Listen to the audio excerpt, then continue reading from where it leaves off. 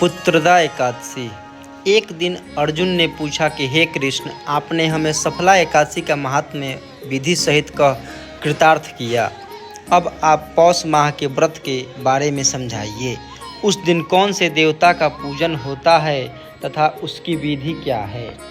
इस पर श्री कृष्ण बोले, हे राजन, पौष के शुक्ल पक्ष की एकादशी का नाम पुत्रदा है। इसका पूजन विधि से करना चाहिए। इस व्रत में नारायण भगवान की पूजा करनी चाहिए। इस पर और अचर संसार में पुत्रदा एकादशी व्रत के सम्मान अन्य दूसरा व्रत नहीं है। इसके पुण्य से मनुष्य तपस्वी, विद्वान और धनवान होता है। इसकी एक कथा है, उसे सुनो। भद्रावती नगरी में सुकेतुमान नामक एक राजा राज्य करता था। वह निःसंतान था। उसकी स्त्री का नाम सव्या था। वह सदैव निपुत्री होने के कारण चिंतित रहती थी। उस पुत्रहीन राजा के पितरों रो रो कर पिंड लेते थे। इसके बाद हमें कौन पिंड देगा। इधर राजा को भी बंधु बांध, मंत्री, मित्र, राज, हाथी, घोड़ा आदि से भी संतोष नहीं होता था। उसका एकमात्र कारण पुत्रहीन होना था। वह विचार करता था कि मेरे मरने पर मुझे कौन पिंड देगा। पुत्र बिना पितरों और देवताओं से उऋण नहीं हो सकते। जिस घर में पुत्र ना हो वहाँ सदैव अंधेरा ही रहता है। इस तरह राजा रात दिन इसी चिंता में लगा रहता। एक दिन राजा ने अपना शरीर त्याग देने की सोची, परंतु विचार करने लगा, आत्मघात करना महापाप है।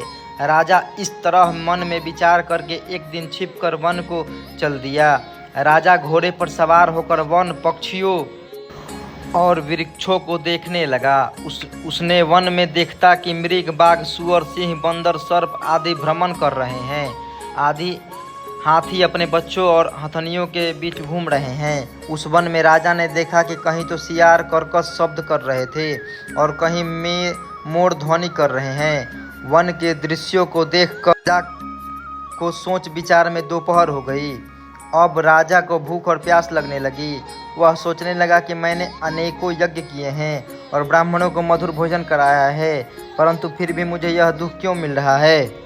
राजा प्यास के कारण बहुत बेचैन होने लगा और पानी की तलाश में आगे बढ़ा। कुछ ही आगे जाने पर उसके एक सरोवर मिला। उस सरोवर में कमल खिल रहे थे। उस सरोवर में सारस, हंस, मगरमच्छ आदि जल क्रीड़ा कर रहे थे। उस सरोवर के चारों तरफ मुनियों के आश्रम बने थे। उस समय राजा के दाहिने अंग फरकने लगे। राजा मन में प्रसन्न होकर सरोवर किनारे बैठे हुए मुनियों को देखकर घोड़े से उतरा और दंडवत करके उनके सम्मुख बैठ गया। राजा को देखकर मुनीश्वर बोले, हे राजन, हम तुमसे अत्यंत प्रसन्न। तुम इस जगह कैसे आए हो, सो कहो। इस पर राजा ने उनसे पूछा, हे मुनीश्वर, आप कौन हैं और किस लिए यहाँ पधारे हैं। सो मुनि बोले, हे राजन, आज पुत्र की इच्छा करने वाले को उत्तम संतान देने वाली पुत्रदा एकादशी है। हम लोग विश्वे देव और इस सरोवर पर स्नान करने आए हैं। इस पर राजा बोला कि हे मुनीश्वर, मेरे भी कोई पुत्र नहीं है। यदि आप मुझ पर प्रसन्न हो तो एक पुत्र का वरदान दीजिए। मुनि बोले कि हे राजन, आज पुत्रदा एकादशी है और इसका व्रत करें। भगवान की कृपा से आपके अवश्य पुत्र होगा। मुनि के वचनों के अनुसार राजा ने उस दिन पलायन किया और मुनियों को प्रणाम करके अपना महल वापस आया। रात्रि में रानी ने गर्भ को, भगवान की कृपा से आपके अवश्य पुत्र होगा।